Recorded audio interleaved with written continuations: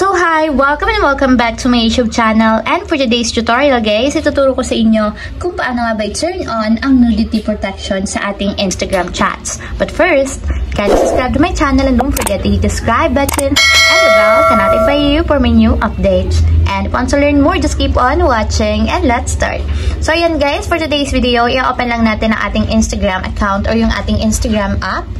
And then, pagka-open guys, mula dito sa homepage, pumunta lang tayo sa pinakang timeline or profile ng ating Instagram. So, tap lang natin yung ating profile.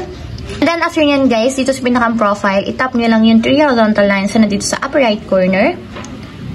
And then, pagka-open ng settings guys, i-scroll up lang natin.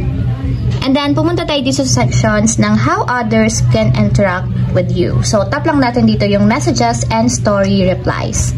So, dito naman guys, hanapin nyo lang yung nudity protection. So, tap nyo yung nudity protection. And kung makikita nyo dito guys, may switch button sa right side niya. So, ang gagawin nyo lang is itap nyo yung switch button para ma-enable or ma-turn on. Then, tap naman natin yung turn on.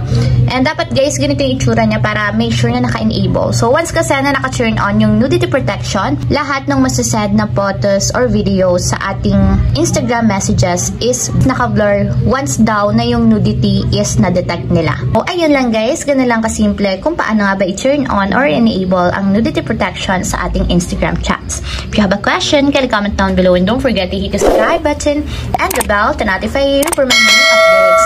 And thank you for watching!